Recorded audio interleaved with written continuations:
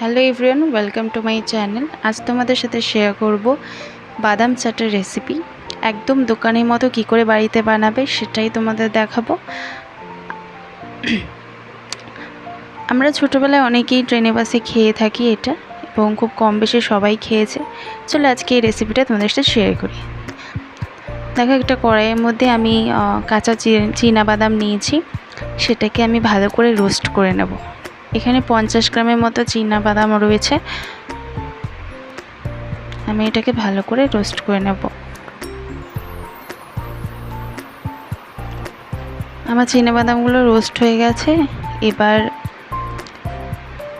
এটাকে একটা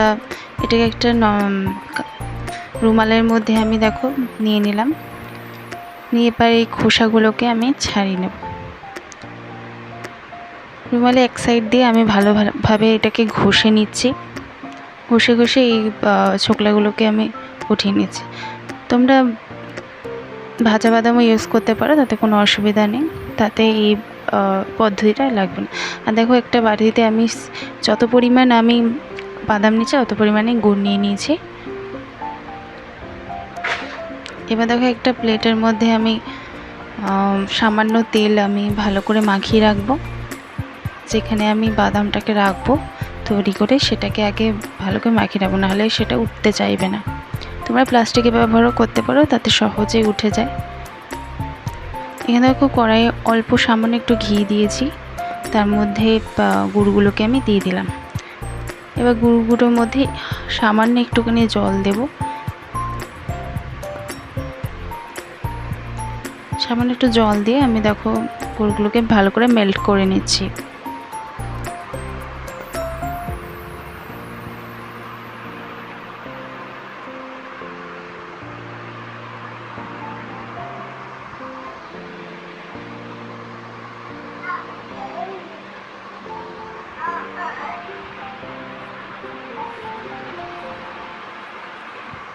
দেখো, বাবলস উঠছে গুড়গুলোর মধ্যে থেকে।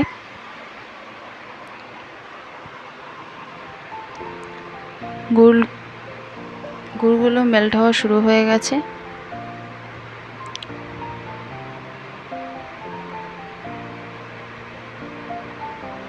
ভালোভাবে নেড়েচেড়ে গুড়গুলোকে ভালো করে মেল্ট করে নিতে হবে।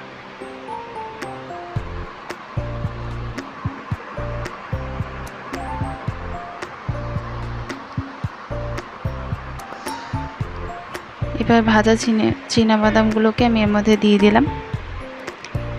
ভালো করে এটাকেও নেড়ে চেড়ে নিতে হবে,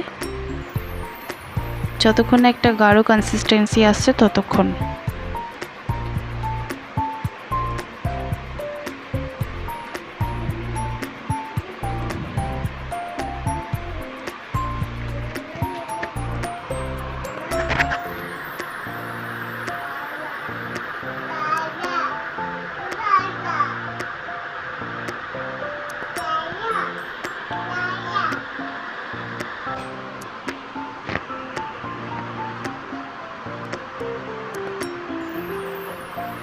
আমি দেখো ভালো করে নেড়ে চেড়ে নিচ্ছি। আমার অলমোস্ট কমপ্লিট হয়ে গেছে এটা।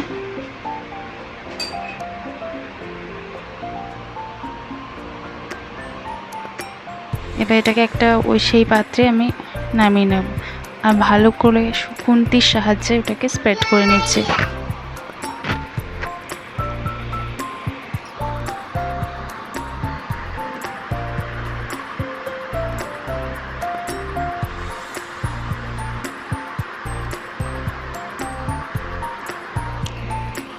এটাকে ঠান্ডা হওয়ার পর দেখো আমি নিয়ে নিয়েছি।